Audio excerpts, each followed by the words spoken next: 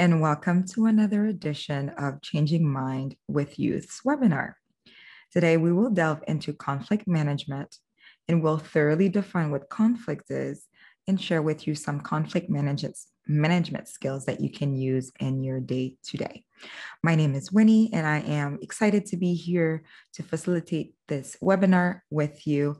And I have my co-facilitator with me as well, who will now introduce herself. Hello, everyone. My name is Camila. Thank you for being part of this webinar with us today, for joining us again.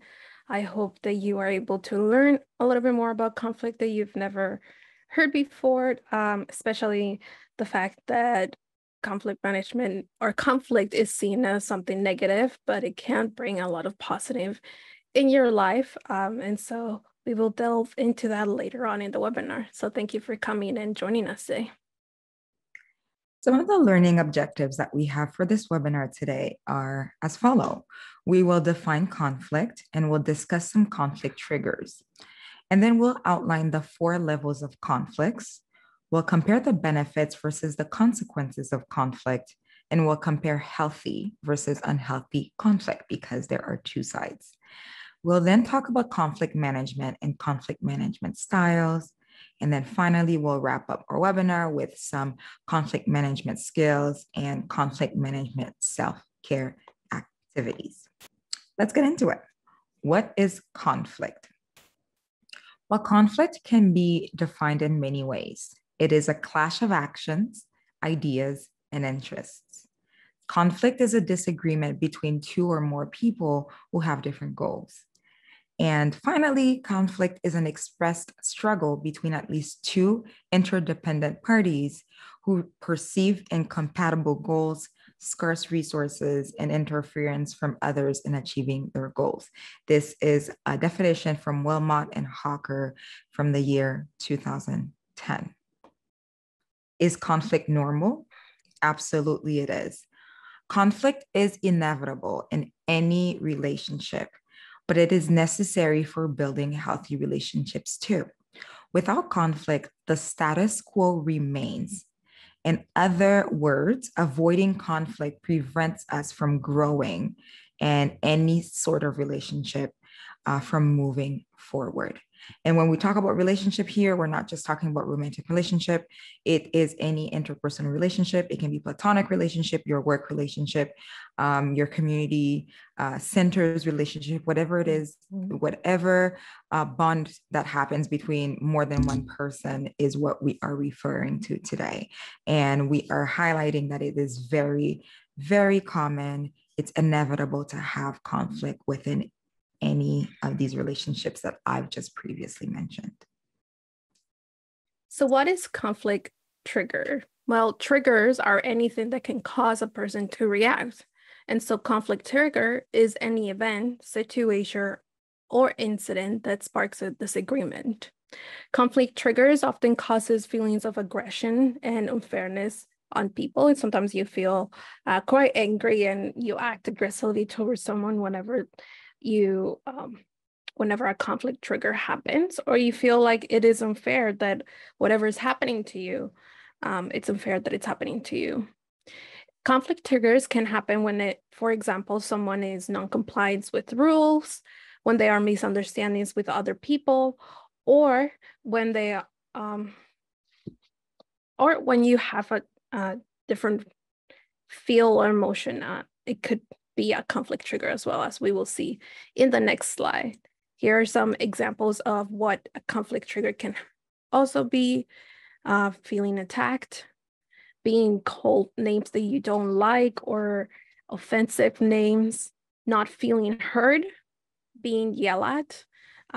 It could stem from generational trauma, or it can just be something that you just don't like to do.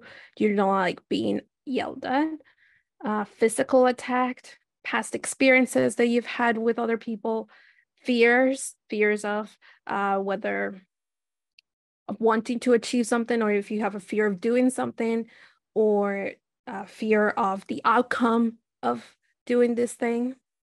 Those are some examples of conflict triggers. So we are going to go into a small reflect and share activity. And because this is recorded, we will not be asking you. So not need to worry and trouble your mind to come and share with us. If you want to write on to us, you are more than welcome to. You can just go to changingmindswithyouth.ca. But if you want to just do it on your own, that's totally fine. What I'm asking you to do here is to take a few minutes to reflect on the times where you had a conflict with someone and what triggered you at that moment. What was what triggered that conflict with this person? So I can go first. Something that I find trigger is that I remember one time I had a really bad conflict with my dad because he was not listening to me. And it not only made me feel frustrated when I was talking to him, but after I decided to leave the conversation because it was so frustrating, I felt really overwhelmed. I was in my room and I felt really overwhelmed with the fact that I was not being heard. And this conversation and this overwhelming feeling triggered such a strong response that I felt like I was gonna cry because I was not being listened to. And it wasn't because I wanted everyone to pay attention to me or to for him to follow what I was saying, or just for the whole argument to be about me, but it was because it felt like my voice didn't matter. And so that really triggered that response of being frustrated that someone was talking over me. And now I know that that is one of the triggers that when it comes to conflict, it triggers me because people who talk over me, I'm a soft talker. I don't yell. I can't yell. That's very hard for me to do. I cannot. It is very difficult for me to speak loudly or with a very authoritative voice. A lot of the time, I've learned how to do it more. But before, people who, when we had an argument, people would use their voice to speak loudly or to speak over me. And that would really frustrate me because it felt like I was not being heard and my side of the story was not being heard, which could lead to a bigger conflict. So you can pause the video here, take a few minutes to reflect on something similar that happened to you that you may relate to during a conflict. That what was it that triggered you and to have this conflict? Or maybe during the conflict, something triggered you that during an argument, something triggered you that made the conflict even worse between that person or a group that you had. So take a few minutes and then come back and we will move on to the next section. Now that we've labeled or reflected on some conflict triggers that we personally have, I think it's important for us to talk about some typical responses to conflict because different people respond to conflict in different ways. Some people avoid the person or the situation altogether. Some people admit to being wrong when we are facing conflict. Some people agree to disagree. Some people fight or break into the physical violence side of things. Some people are able to talk through things or talk things out when facing conflicts. Some try to find a solution, and last but not least, some apologize, which takes a very big person to apologize and admit when they were wrong. So once we are doing these personal reflections, which is what we're hoping that this webinar calls on you to do, it's important for us to be honest with ourselves and say, you know what? Most of the time I avoid people or situations that are in the midst of conflict, and that's okay. However, I want to be that person who tried to talk things out and try to find a solution or apologize in the event that I am wrong. Again, it's important for us to assess the situation, assess the environment that we're in order for us to use the proper coping skills and the midst of conflict. So just because you avoid the situation, it doesn't mean that you're doomed or that you are a bad person. It simply means that there are skills that we'll talk about later or tactics that we'll talk about later that you can hopefully utilize in order for you to not be anxious at the sight of conflict. Can you think of any other common responses to conflict? You are welcome to pause the video here and to reflect on some additional responses. One additional response that I'd like to add would be competition, and it is a form of response to conflict. It generally involves people who are self-assertive, who have high degrees of self-assertiveness, and at the sight of conflict, they will compete. Because they need to come out as the winner or to come out on top. So pause the video here, and when you are ready, you can come back and we'll continue with our webinar today.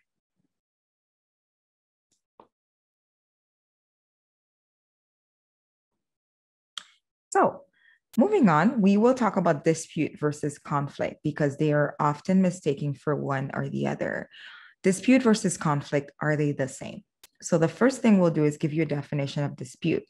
A dispute is a short-term disagreement that can result in disputants reaching some sort of resolution. An example of dispute could be the parents took away the toys because of the children's ongoing disputes. Eventually, there is some sort of resolution.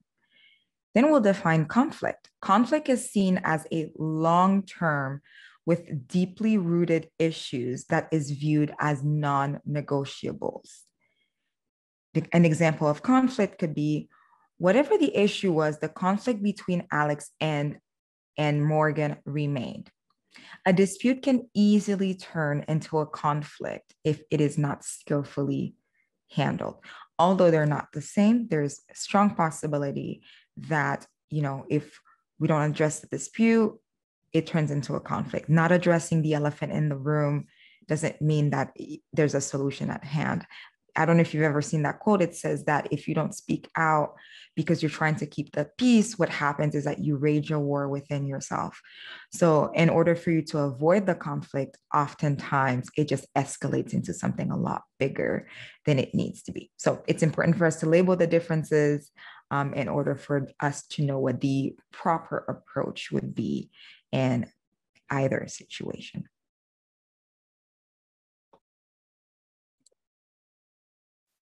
There are 4 levels of conflict or 4 types of conflict that we go through or that we experience or that happen in our lives. The first one is intrapersonal, and this is an internal conflict that occurs within an individual, and it is a battle that takes place within oneself. So usually we ask ourselves, should I go to the party or not? Should I buy this or not? Should I take this course or not? Should I do these things? Just kind of a lot of self-doubt within yourself. And it's usually caused by boredom, frustration, or anxiety when faced with certain tasks or decisions. Again, when you're trying to decide something, this is when usually we have that in conflict with ourselves of whether we want this or not, or even like very serious decisions, whether we want to go to university or not, or whether we want to change majors because the one that we want to pursue is the one that is not seen as the more liable one for the future. It can also be caused because of an individual lacking knowledge about their own personal values, which creates enormous self-doubts and making it difficult to make decisions. So for instance, an individual who doesn't understand, who's just getting to know their personal values and their belief system, these may be changing, right? Something that I had to deal with when I was younger is my religious belief. Once I was growing up, understanding what kind of person I wanted to be and what kind of beliefs that I wanted to integrate into my own personal values. It can also lead to symptoms of depression, feeling insecure about ourselves, and we may begin to abandon goals we have set for ourselves and we have a harder time to socialize effectively. Usually when we have a lot of interpersonal or internal conflicts with ourselves, we could have goals that we have set for ourselves, but because we have the self-doubt of whether we are able to accomplish these goals, we kind of put them in the back of our heads and said, maybe I'll do it another time, right? The next level of conflict is interpersonal conflict. And this is a conflict that occurs between two or more people. And these conflicts can arise because of individuals maybe dealing with frustration, stress, pent-up anger, or a lack of communication about lingering issues. Again, each individual has, it can also occur because we are all very different. Each individual has very different personality, values, expectations, and goals, and also experiences. Once one person experience is completely different from another person experience. And so usually when two people come together to discuss certain topic, it sometimes can get really heated because of their own values, beliefs, and also experience that they have faced. This can lead to increased tension with the person or the group that you're having this interpersonal conflict with, because it increases frustration and it can lead to bad judgment of each other. So for instance, again, if another person is speaking about a topic completely opposite of you that you don't agree with because of their own experience or beliefs, you may misjudge them and think a completely different thing that they are not, right? It can also weaken or strengthen relationships. It may depend on how it happens. As we will see later on, conflict can bring positive outcome as well. So it can actually strengthen relationships, believe it or not only weaken them, but we will get to that later on. The next level is intragroup, and this conflict occurs between members of a single group. So for example, conflict within a family. It can also happen a conflict between a group of friends, a conflict between workmates. And this can lead to damaging personal relationships and may disrupt the process of goals or objective the group wants to achieve. So within a group, within a family, if one of the goals is to be able to save some money to go travel during the summer, well, this conflict can, if there's a conflict happening within the family, people may not start saving that money and may use that money for their own personal gain, rather for the whole family wanting to go to the trip. However, it can also lead to increased communication between group members and can result in increased productivity. So again, sometimes when we have conflicts, it allows us to come to this moment where we can actually communicate with people and come to a decision or problem-solving solution that benefits everyone. And we will talk a little bit more about this later, but just thought I brought it up. And the last level of conflict is intergroup. And this conflict occurs between different groups. The conflict usually occurs because a major factor has affected a group level movement, which can often lead to physical violence sometimes and psychological tension for other groups or within people or for people within the groups. It also occurs because of the different beliefs and experiences with each group that leads to feelings of superiority, injustice, vulnerability, distrust, and helplessness. So some examples include wars between countries, gangs, social justice movements, or extremist movements. And I'm sure you can think of a few that have been happening for a few years on how these conflicts can be good, but can also really bring a lot of harm for a lot of communities.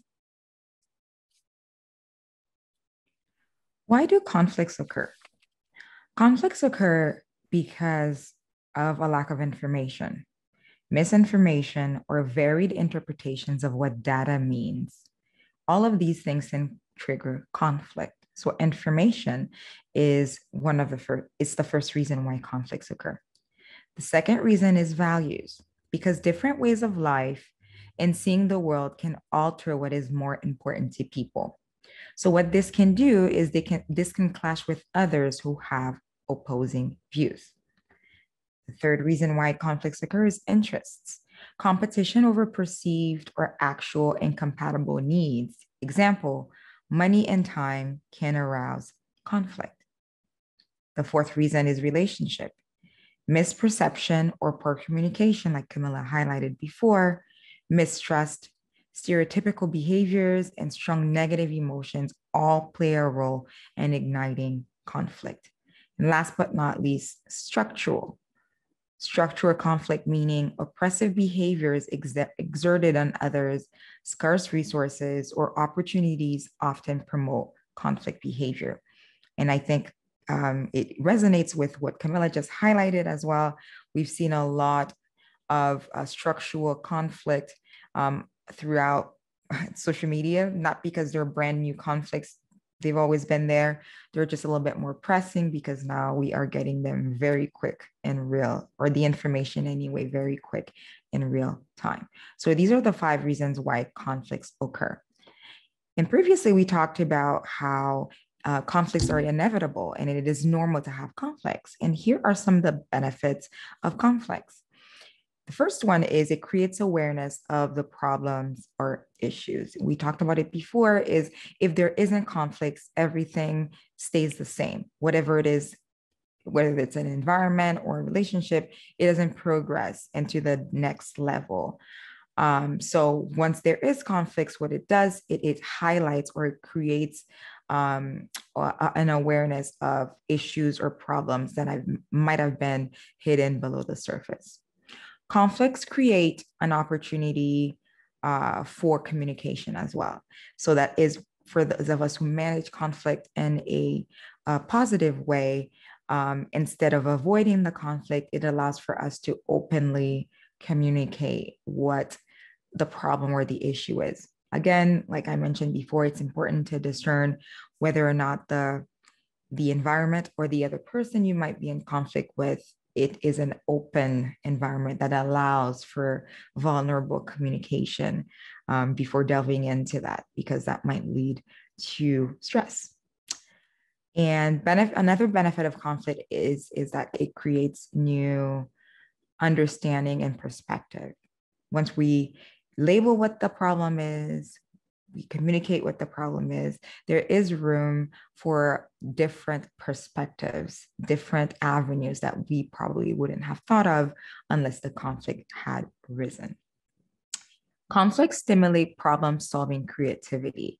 When there is conflict, it forces us to think about different ways to solve the problem. So for example, if I were to have a conflict with Camila, I would probably deal with it differently than if I had a conflict with my sister, because as Camila's counterpart in terms of work, I probably would handle a little bit better than I would with my own sister.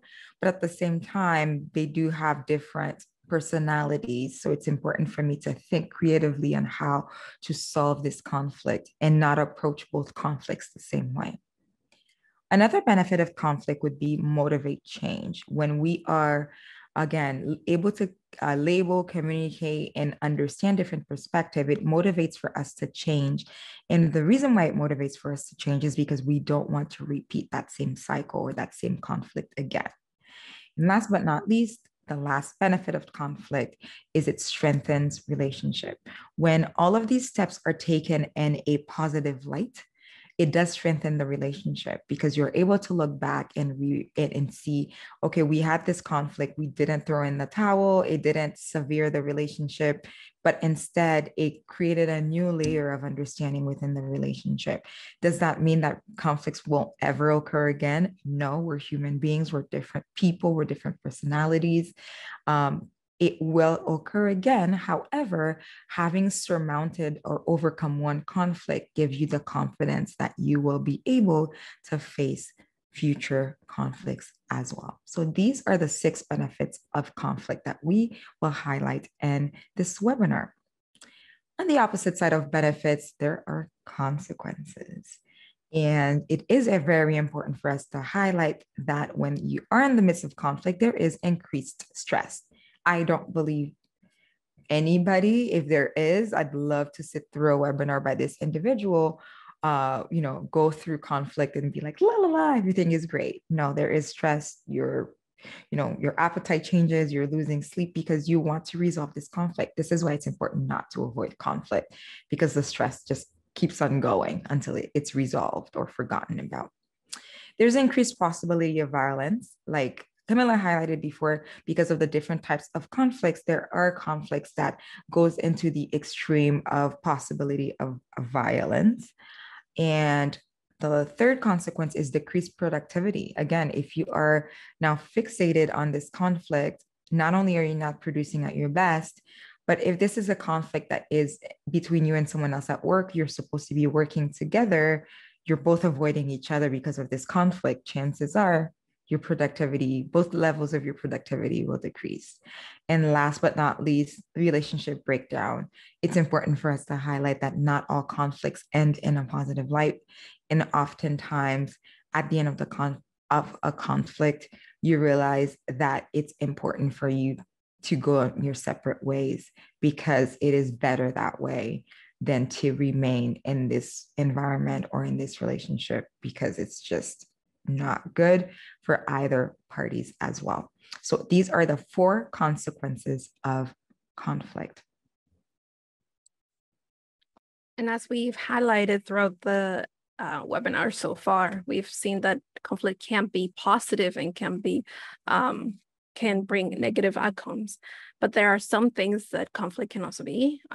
Conflict can be healthy or unhealthy. And so this is some of the things to look out for when you are having conflict, to identify whether this conflict is healthy or it's unhealthy. So the first one, for healthy conflict, parties respect each other's viewpoints.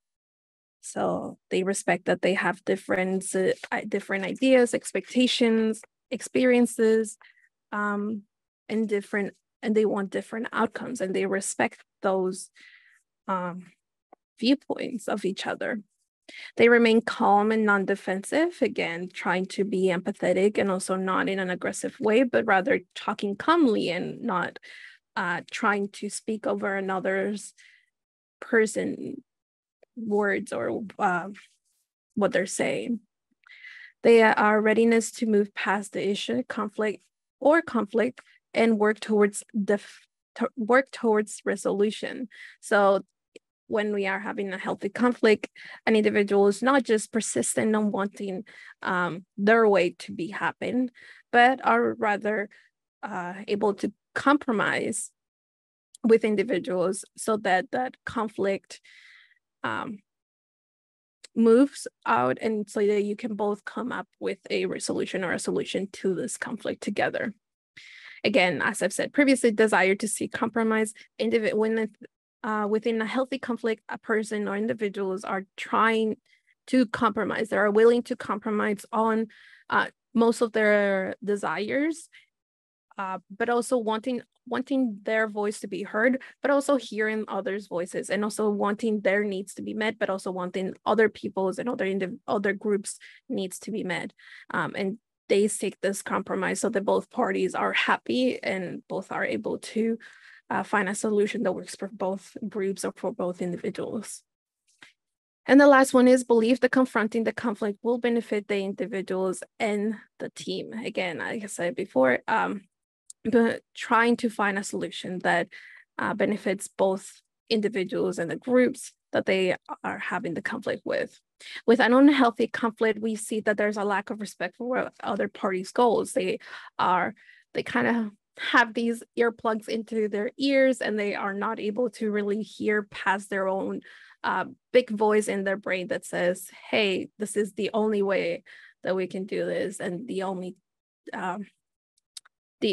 thing, everybody should believe the same as me, right? They're not able to listen to everyone else outside of that circle that surrounds them with their own beliefs, values, and experiences. They only think that their own way is the good way. which leads to when individuals who have a different view go to have this conflict or this argument and talk with them, trying to make themselves be heard, the reaction is to be explosive, angry, defensive, and react strongly towards this individual. Again, talking over other people's voices, trying to come up with ideas that seem like they belittle the person that they are talking to. They may act physically aggressive as well if they are not being heard. And they may even do extremist things, such as bringing groups together to go to government buildings. But we won't go into that. And the next one is focus on winning the conflict itself and not the potential resolution. So they, like when you mentioned, this group for a healthy conflict usually just wants to be competitive on winning the conversation rather than finding a solution that works for both parties. They always continue to, whenever this unhealthy conflict continues, what they're seeking is to win their argument, to be the bigger voice, to be the one and only perspective that everybody follows, rather than seeking a solution that works for everybody and benefits everybody, including themselves. They are not likely to seek compromise because they don't want to give up any of the wants that they are seeking or the needs that they are seeking, because not only do they want to focus on getting those things that they really need, but also because they want to win. That is one of the things that they have in mind. And the last one, fear of conflict or expectation of bad results. So in this one, they most likely do not really see conflict as something that is something positive, but rather they expect conflict to always turn something negative, to always be bad, to always lead to bad stuff, or whenever unhealthy conflict always leads to bad things, so breaking relationships or really aggressive events and really negative impacts for other communities. So what do we do with all of this information that we've given you? How can we manage our conflict? Well, we're going to talk a little bit more about that with what is conflict management, which it is the practice of handling conflicts with a degree of sensitivity, fairness, and efficiency to be able to minimize its destructiveness. It is also the process of limiting the negative consequences of conflict. And conflict management helps us have healthy conflict because it allows us to focus on prioritizing the positive outcomes instead. There are 5 conflict management styles that we will be talking to you about today. And again, some of these have pros, and they also have their cons, which I will be talking a little bit about. I'm just going to be mentioning them. And you can, while I go through them, you can kind of think and reflect on yourself to see which one you're more likely to do. And again, these specific ones, they work for specific situations. So although we've been talking a lot about avoiding how bad that is, there is some certain times that this could work, but it brings a lot of negative consequences to you and that relationship. So the first one is collaborating. This is working with others to identify solutions that satisfy everyone's concerns. This style produces the best long-term results because both groups' needs and wants are considered. And this conflict management style is mostly used to preserve the relationship between groups or a significant impact is made. So if a group or individual is seeking the significant impact or insignificant solution to be made, collaborating is the best way of conflict management style to have with other groups or other individuals. A con of this style is that it can be time consuming. Collaborating takes time and it doesn't happen right away. We can see that from, for instance, indigenous groups trying to collaborate with the government. It has taken long time to do that, and it continues to happen because the conversations are quite long. They have meetings upon meetings to discuss different conflicts and discuss different solutions that will satisfy and meet everybody's concerns. The next one is competing, which we mentioned earlier, and this is willing to pursue one's own interests and concerns at the expense of others. Usually people who use this conflict management style often are very uncooperative. This style rejects compromise and involves it not giving in to other viewpoints or wants. But this conflict management style is mostly used in situations where morals, beliefs, values dictate a specific course of action to be taken. And it can, however, a good thing about this is that it can resolve disputes quickly because it doesn't take that much time, right? One party is just trying to win the conflict over another. However, a con of this style is that one can be seen as unreasonable and authoritarian. Again, because you're trying to win your own point of view, you kind of seem that is quite unreasonable within a group's perspective. The next one is avoiding. And this one is probably the one that we know the most. And we may have done it a few times. It's okay. No worries. That is withdrawing from a conflict or ignoring the issue.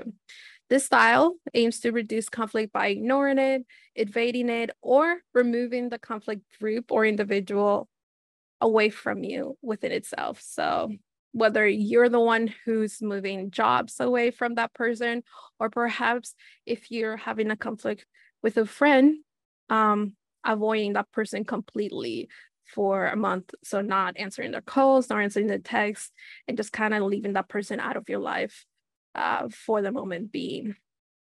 This is a useful style when a group or individual needs time to consider the stance. So they need to kind of, avoiding is a good time to reflect back on the conversation and the conflict and the argument dispute that is happening between that person or within that group. It is a good time for you to take a step back and realize where you want this conflict or this relationship with this person to go. Again, when we're talking about relationships, we're talking about friendships, co-workers, family relationships, and also romantic relationships. However, as we've mentioned throughout the whole webinar, this style of conflict can lead bigger conflicts down the line. So if we avoid this conflict for a really, really long time, more conflicts can arise, and it can lead to bigger things that may break their relationship, or they can really damage their relationship to the point where it's unable to heal and you're unable to really get that again. The next one is accommodating. And this is sacrificing yourself for the other person's interests and desires. This style is about simply putting the other group's needs before one's own. It is used in situations when individuals don't feel strongly about an issue compared to others, or it is a small conflict that can be resolved quickly. So again, this accommodating can be something, for instance, if you're with your family and they're trying to figure out where to go for like a holiday, and honestly, all the things that you want to do is if you're anything like me, I don't really care where I go. If I go travel with my family, they're kind of the ones who make all the itinerary for me. They are like, if you want to go eat, this is where we make the things to go eat. If you want to go out to, only things that I ask is that I want to go to a museum, and that's it. And then other than that, I'm like, okay, let me go follow you. So maybe you're the accommodating type as well, rather than, so then conflict doesn't arise. Sometimes it does, but it happens. A con of this style, though, is that individuals may be viewed as weak if they accommodate to others' requests often. So probably seen as weak by my family. But this can also be an example of, for instance, your manager. If your manager is always giving everybody else a rest days, or they're giving their days off, they may be seen as weak because they're not really putting the work at priority as a priority. If you're having a lack of people who need to work, and you know that for instance, if you're working in a restaurant and you are liking people to work their shifts, but you're giving everybody their off days, you're not really putting the restaurant as a priority and the customers as a priority, because now the restaurant is busy, but they only have one waitress. So that could be a con of accommodating. And the last one is compromising, which focuses on finding a mutually acceptable solution that satisfies both parties. And this is very similar to collaborating, but this style seeks to find the middle ground. It is also known as loose and loose, because as both groups will have to give up things in order to agree on the larger issue. A compromise can lead to resentment if used often during conflict, and it may leave someone unhappy about the solution that has been found. Because, of course, this usually happens with bigger groups. A lot of people want to be heard and they want their needs to be heard. But if you're trying to find a compromise within others, you are more likely not to pay their needs too much mind if they're not the ones that are generally wanted by the whole group. There are 4 conflict management skills, or 4 everyday conflict management skills. And the purpose of this section of the webinar is to, see where you fall, or potentially take one of these skills and develop them within your own conflict management resolution toolkit, your own personal one. So the first skill is active listening. And active listening is more than just hearing. Contrary to popular belief, a lot of people believe that active listening means you're hearing what the person is saying. And it's so much further than that. It's so much more than just listening to the words being spoken, because it requires listening for not just the words, but also for content, context, meaning, and feelings. So here we are, we have a chart with an example of an upset resident with a board member, and then the active listening skills that the board member is using in order to hear and provide a solution, and maybe also de-escalate the high emotions that this upset resident may be feeling at the situation. In the first row, we have the upset resident saying, "I'm sick and tired of our roads and need of repair, and nothing ever gets done around here." I feel like a lot of us within the cities that we live in, this might sound familiar. So the board member's response is, "Sounds like you're saying you're upset with the quality of roads in your neighborhood." The active listening skill being used is understanding. Second row, "You're darn right I am. I pay my taxes, but I never see the results come back to our neighborhood." Again, I think a lot of us can agree with this statement as well. So the board member reframes it or highlights. So what you're saying is that you don't feel like you're getting your money's worth for the taxes you pay. Is this right? Again, understanding being used as the active listening skills. I see Camila nodding her head, yes. So a lot of us might resonate. This might resonate with a lot of us. And in the third row, we are looking at the upset residents now saying or replying, "That's exactly what I mean. I want to see how much money is collected and how our leaders spend it." And then the board member's response is, "I understand what you're saying, and I see how important this issue is to you. Essentially, you want to know how the collected tax money is spent." So not only is this board member understanding, but they are also acknowledging the content and the feeling that the upset resident is displaying through their words, and most likely their body language as well. That's a great example to use. Unfortunately, it doesn't always work like that in our real world, but it's a great example of how when someone is speaking to you, especially when it comes to a conflict, it's important to listen, because when you are replying, it's important to sort of mirror what they're saying or say exactly what they're saying. Even if you're paraphrasing what they're saying, it shows that you're actually listening and they're not just speaking into dead air. This is the best way, one of the best ways to avoid the conflict being bigger, much larger than it needs to be. So that's the first example of a conflict management skill. The second example that we'll highlight is called reframing. And reframing simply means reinterpreting a statement or comment. And the reason why we do that is to be able to see new options, giving another meaning to a statement. So the example we have here is, I'm always the one my friends call on first when they have drama going on in their lives. How do we reframe this response?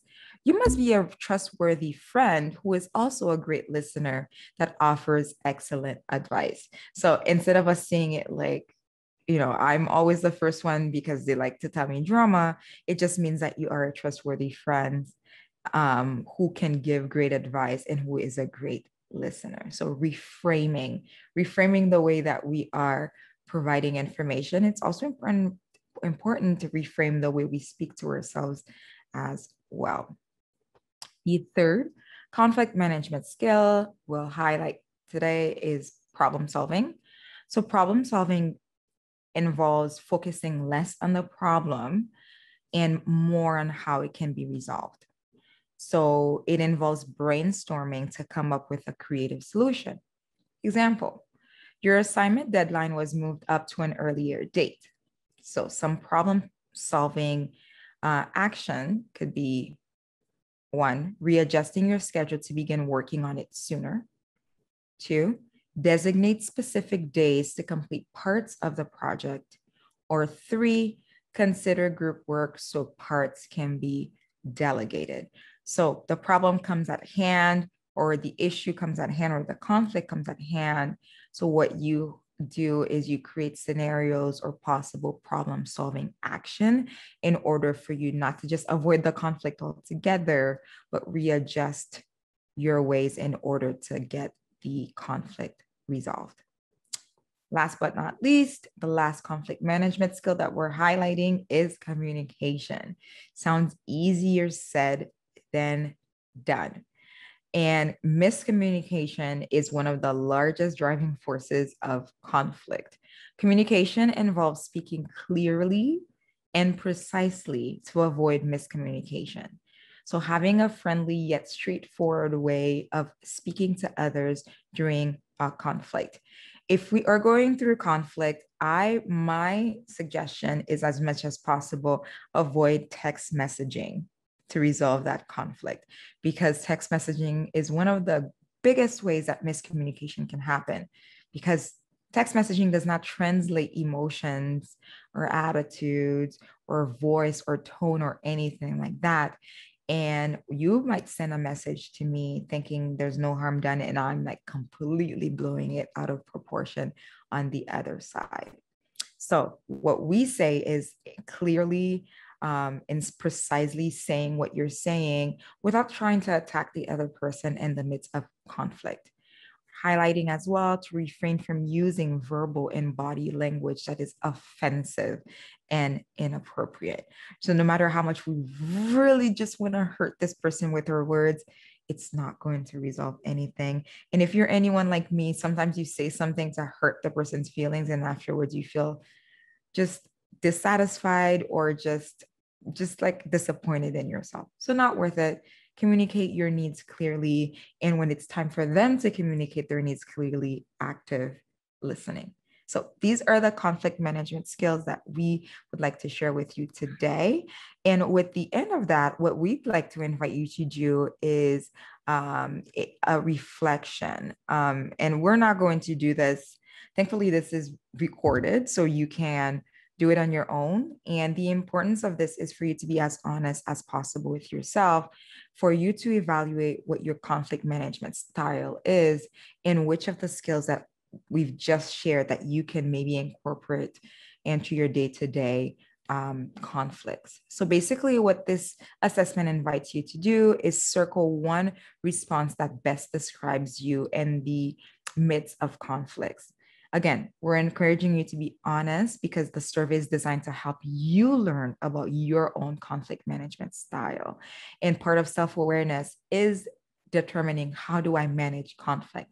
Do I manage conflict effectively, or do I let them fester and, get in, become something much bigger than they need to be? So there are no right or wrong answers. And then again, doing this on your own means that you don't have us on the other side going, ooh, this is not good, or this is not good, but it's just between you and the paper that you are completing this assessment. So Camila projected it on the screen. Thank you, Camila, for doing that. In the event that you don't have the sheet itself, the assessment sheet itself, you're more than welcome to maybe write the numbers down 1 through 15, for example, and figuring out if it falls into the category of rarely, sometimes, often, or always, or simply just reading it out loud and just writing it on a paper or typing it on your notes on your phone. So the first one is, I discuss issues with others to try to find solutions that meet everyone's need. If it's rarely, you circle 1. If it's sometimes, you circle 2, 3, often, 4, always. And then you're scoring the management style assessment. Like I've said before, so there are 15 statements. It does not embody every single conflict statements that you'll ever face.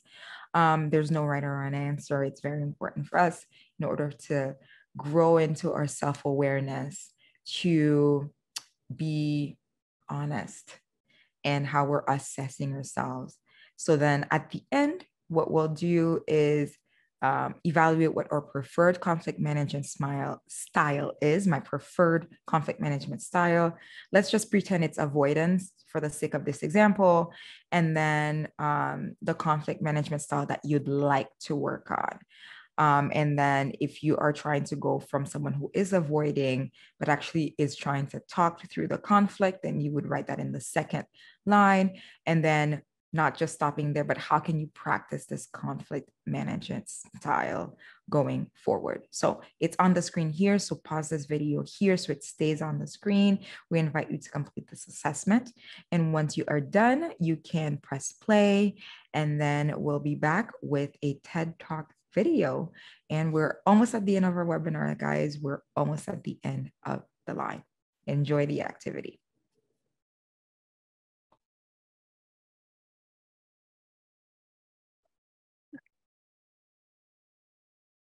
Welcome back. So yes, we are going to go into talking about into vocab, which is an acronym that we will be learning in this TED Talk that talks about the beauty of conflict. Not only that, we are also going to learn a little bit more on how to have a conversation for change utilizing conflict. So we are going to watch it, and don't worry if you miss something. I am going to highlight afterwards some of the things that I want you to take away from this TED Talk. So if you don't catch everything, just focus on what I say at the end.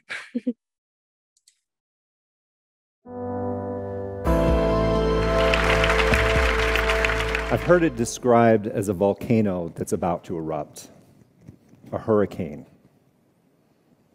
Like slow dancing, barefoot on broken shards of glass.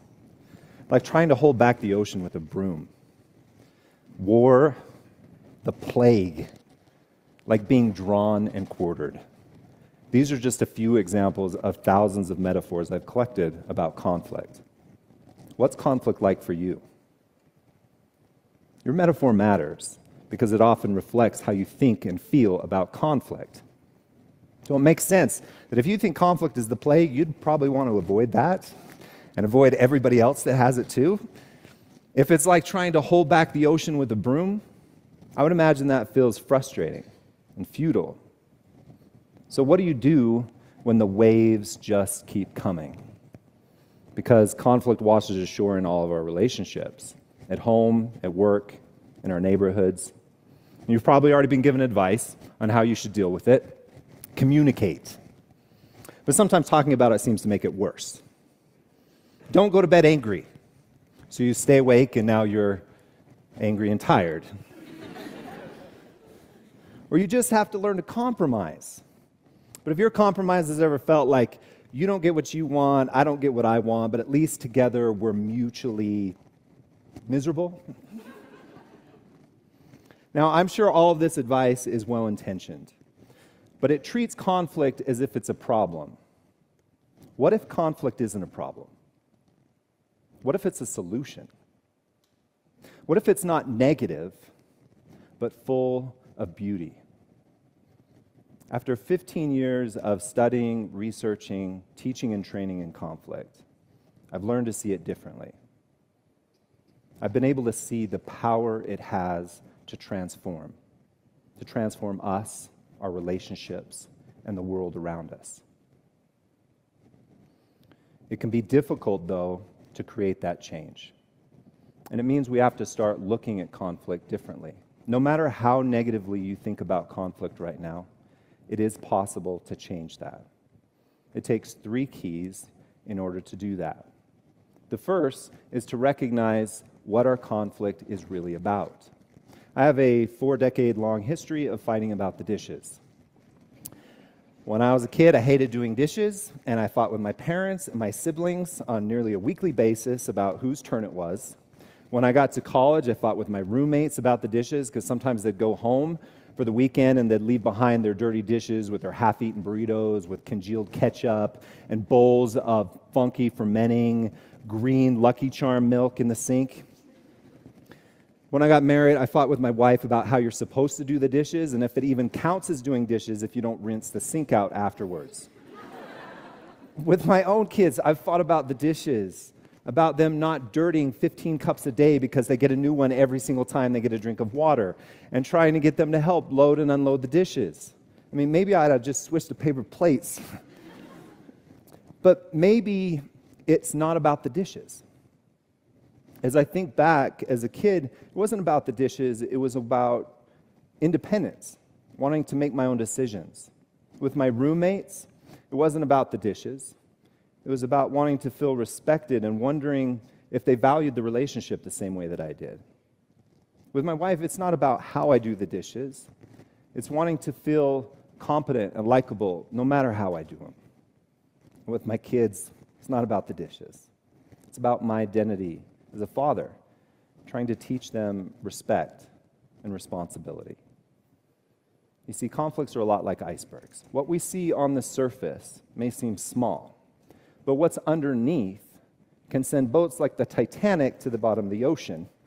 And if I don't pay attention to what's underneath my own conflicts, it can rip holes in my relationships.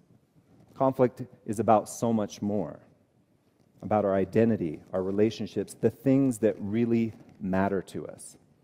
And as you're thinking about your own conflicts, maybe you can start to see that they might be about something more. Now, once you recognize what your conflicts are really about, the second key is recognizing when you're stuck. Now, I am no stranger to being stuck in conflict. I started learning about conflict because I was terrible at it.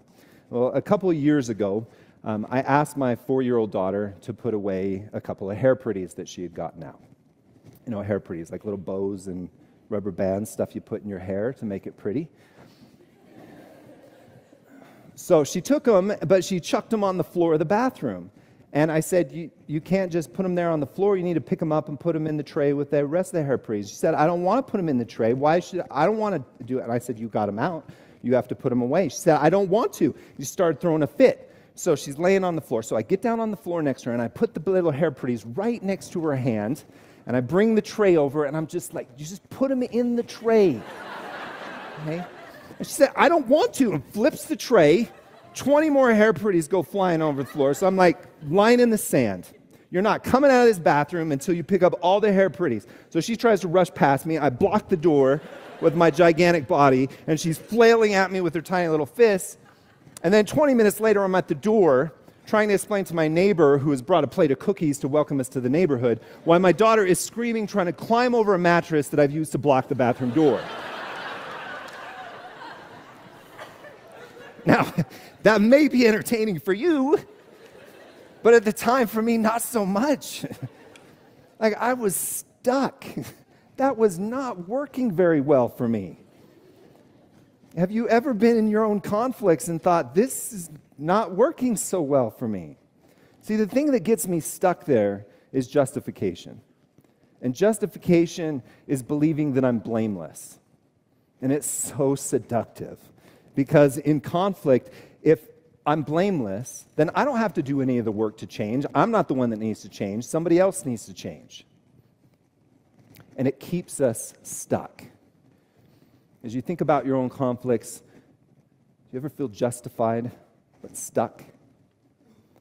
You know, again, that might feel nice in the moment, but in the end, it's pretty dissatisfying. It keeps us doing the same conflicts over and over again, and nothing changes. You can get unstuck. If it's not working for you, you can find a different way. The third key in unlocking the beautiful, transformative power of conflict is to start learning to speak responsibly. To have those kind of conversations where we can create change in ourselves, in our relationships, in the world around us, it requires vulnerability, ownership, communication, acceptance, boundaries.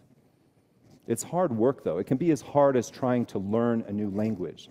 I've created the acronym VOCAB to help you in those moments to think about how you can be responsible in your conflict, how you can create the change that you want. And it starts with vulnerability. Vulnerability is my willingness to let myself be seen, to share who I really am, how I really feel, even my mistakes, to share the needs that I have that are below the surface. Now, when I'm vulnerable, I take off my armor of justification and defensiveness. I put down my weapons of blame and accusation. And that can be terrifying. But it's beautiful because it disarms our conflicts and it creates the potential for us to connect instead of to fight. The O in vocab is for ownership. And ownership is taking accountability for my own needs, emotions, and choices. Have you ever wondered in a conflict, like, how did I get here? Maybe you're in the proverbial doghouse and you're sleeping on the couch. Or maybe your conflicts have escalated into the ridiculous and you have a mattress blocking the door of your bathroom. The beauty of ownership is when I look at my choices and my emotions in my conflicts, it starts to help me map the contributions that I make. I can see how I got here. I can see exactly which direction I'm headed. And if that's not working for me, it empowers me. I can shift direction. The third thing you need, and at the center of vocab, is our communication. We have to learn to ask, listen, and express. It's not enough that we communicate. It matters how we do it. So I had to learn to stop telling stories that ended with a period. I had to start asking questions, the kind of questions that help me understand what's underneath the surface of this conflict, to help me understand the emotions and needs. After I ask, I can listen. Not listening for the other person to make a mistake or for me to get defensive, but to listen to what's really important here, to hear their requests for change. And after listening, I can then express. Not just anger, but express with vulnerability and ownership how I really feel, what I want, what's important to me. And these conversations where I start to ask, listen, and express, they're so beautiful because they can create empathy and a different type of conversation. The A in vocab is about acceptance. And acceptance is embracing reality and letting go of what we can't control. There's very little that I can control in conflict. I can't even get my 4-year-old daughter to pick up 3 hair pretties. I often want to control how the other person feels and how they behave, but I have to let that go. I also have to recognize that because conflict is about change, there's going to be some loss involved. And sometimes it's just the loss of an idea. Once upon a time, I thought the relationships were supposed to be happily ever after. But the truth is, all relationships have conflict. And until I let go of that fairy tale and embrace the reality of my relationships, could I do anything when those difficulties came? Finally, the B in vocab is for boundaries. And boundaries are ground rules for acceptable behavior. Boundaries let other people know what I'm okay with and what I'm not okay with. This is important because even though it's difficult to say no and disappoint somebody, no is the foundation of trust. As a mediator, my role is to help people who are stuck in conflict to have a different kind of conversation. And the way we often begin that is by setting rules for how we're going to interact. It usually involves things like the parties determining we're not going to call each other names. We won't raise our voices. We're going to keep this conversation confidential. And the beauty of that is setting those boundaries and respecting them creates the foundation for trust. Now, understanding vocab, seeing how that works, isn't going to cure your conflicts. It's still difficult to do, and I still get stuck in justification. But when I practice it, just like practicing a new language, I become more fluent. And it's important because that is what creates the changes that I want in myself, in my relationships, and in the world around me. When my oldest daughter turned 6 and started the first grade, there started to be a lot of interactions with her sisters that ended with tears and yelling. She started to be kind of harsh. I mean, she'd always liked to be in charge, but she was kind of bossing her sisters around a lot. So I tried to put a stop to it. I lectured her on kindness, and nothing changed. I yelled at her. Nothing changed. I gave consequences and punishments, and it continued for weeks on nearly a daily basis. And I felt stuck. I didn't know what to do, and it was frustrating. Until one evening, I started practicing vocab and creating a conversation for change. As I was tucking her into bed, I kneeled down next to her, and I called her name softly, and I said, I don't know how to be the dad of a 6-year-old. I've never done this before, but I've been worried and sad. I don't know what's been going on between us and between your sisters. And I hate that I've yelled at you. I have to own that. I don't want that. What I want is for us to be able to talk with each other, even when it's hard. I want us to have a good relationship. And I want to understand what's happening for you. Can you help me understand? And she said, I don't know, and crawled under the covers. So I worked on keeping my heart open. I laid next to her. I tried to breathe in and let go of my desire to have her respond. And then I had the air ripped out of me when I heard her say, Dad, have you ever been bullied? And for weeks, she'd been dealing with a bully at school and hadn't known what to do about it, how to talk about it. I asked her how she was feeling. I told her about how I was bullied when I was a kid.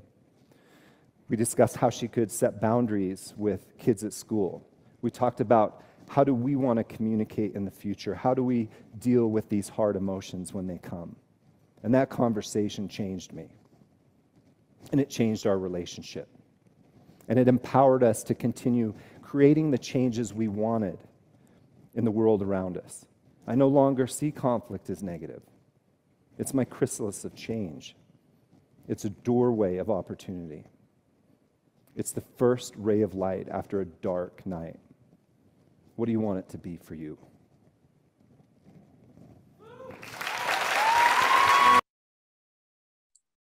Okay, so I'm gonna bring you back.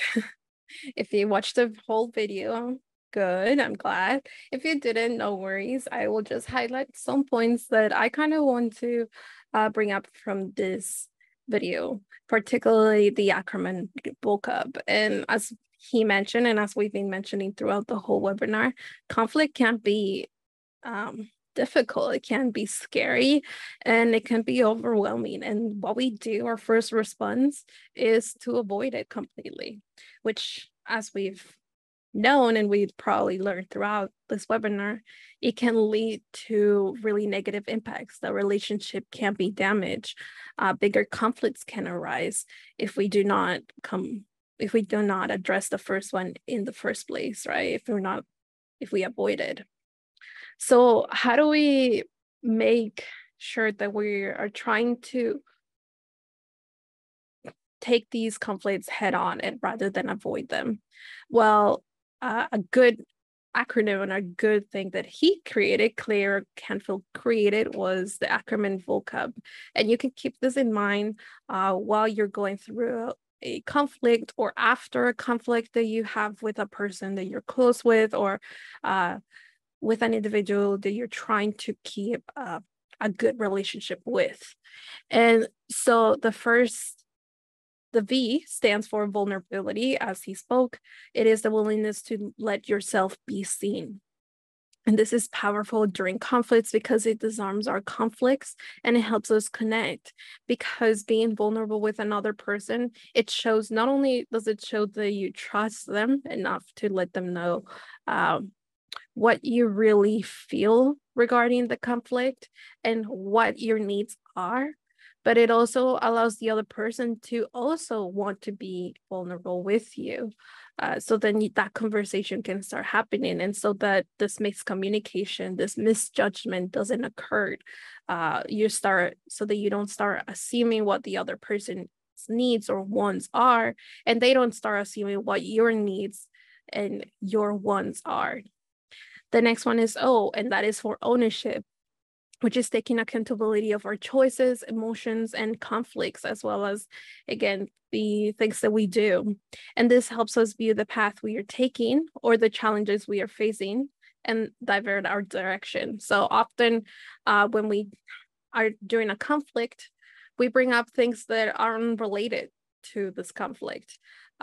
And so when this occurs, it can lead to a completely different thing. And so taking ownership that, hey, right now it's not the time for me to bring this because it has nothing to do with this. And just focusing on how to find a solution regarding this, or how to have a conversation that helps both people, both groups during this conflict. And it allows you to really continue focus on that path, or if that path is not working, seeking a different direction that you need to have this conversation with. The next one, as we've said time and time again throughout the webinar, is communication. And because a lot of conflicts happen because of miscommunication, as we've said. So communication is definitely a key point that we need to keep in mind. And it's learning to ask, listen, and express your wants, your needs, your experiences, your values, your beliefs, because this allows you to help you understand the other's perspectives, and they allow you to, again, learn your perspective. Also, that it allows you to know more about their request and be able to say what you need at the moment without invalidating others' needs. So it allows you to be more empathetic, again, because you're sitting down to actively listen, like Winnie previously mentioned. One of the skills is actively listening to that person. And that doesn't mean just paying attention to what the word, just listening to the words, but actually paying attention to what they're saying and what it is that they're trying to communicate with you, what they feel about this issue. And also learning how to ask and express your own feelings, your own needs, because this is also really important. It can be really difficult for people to express their own needs because they always want to please another person, right? And they don't, or maybe they don't know how to ask what they need at the moment. Understanding and really having that personal reflection of what is it that I need right now and how can I worth this to this other person. The next one is A, which is acceptance. And this is letting go of things that you cannot control, as he spoke. And I'm sure we can all relate to this in some way or another. We need to take away that control of how others feels, because we cannot control how other people feel. We cannot control the experiences that they have gone through. We cannot control the beliefs and values that they have within them. What we can control is how the conversation goes. So again, finding, as I mentioned previously, finding some form of compromise between each other, understanding each other's needs and values and experiences with each other. The control that you have over the words that you say, or the things that you do during a conflict, those are the things that you need to accept, and you need to let go of control of things that you cannot, such as the feelings of others and other people's ways of doing and ways of taking the conflict. And the last one is B, which is for boundaries. And this is, again, we've spoken this, boundaries are really important. We've spoken throughout a few webinars how boundaries are important for our well-being, because saying no to things and situations that you do not feel comfortable doing, this allows you to build trust in the relationship when these boundaries are respected. So for instance, if you are trying to come to a compromise with the individual and they're really trying to get you to go with what they want, but you're really feeling uncertain, really stepping in and putting that hand down and saying, I don't really feel comfortable with this compromise. Can we discuss a little bit more? Because I don't think this is a good compromise for both of us. I think it benefits you more than me. So really being able to take on that hat and just kind of like laying your head down and saying, I just don't think this is good for both of us. I think this is more better for you. So that was the video, some of the things that I wanted to highlight from the video. It was a long video. Thank you for watching it if you did. If you didn't, or if you want to watch it again, the name is on the screen. It is The Beauty of Conflict by Claire Canfield. So you can watch it again as many times as you want on YouTube. And you can go ahead and remind yourself about what vocab is, and you can use it. And again, this is something that takes time to learn and to practice. As he said, there is not really something that you can use it all the time. And conflict will continue to happen even if you practice vocab. It'll be better for you. If you start learning what vocab is, it'll be a good way to create a conversation for change during conflicts, rather than for the conflict to escalate to something more damaging with the relationship. So with that,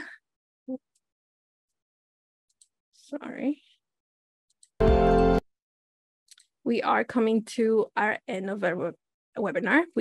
Before we leave, we are going to go through some self-care management, conflict management things that you can do during a conflict. If it feels overwhelming, if it feels really scary, I know if you're the type of person who likes to avoid conflict, what are some kind of things that you can do if you do need that time to cool off, then come back to make sure that you find a solution in the conflict. So the first one, as I said previously, wait and cool off. It's a good way to just kind of walk away and come back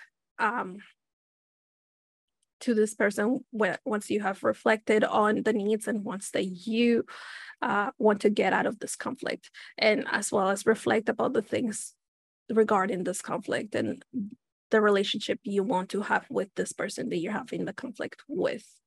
The next one is telling individuals to stop. Again, setting those boundaries of, hey, the solution that we're trying to get into is not really working. What can we use? And the last one that I want to highlight is apologizing. Apologizing during a conflict can be really difficult because, again, some of us may want to be that competing person of wanting to be the one only in the right.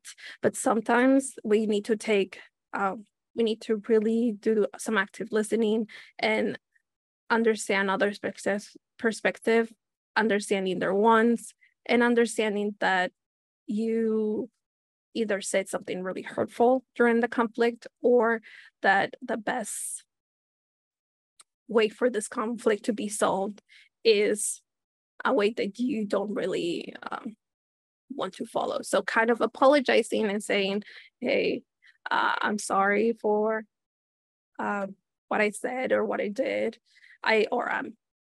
I completely understand that my way of viewing is a little bit different from yours because you have a different experience of mine.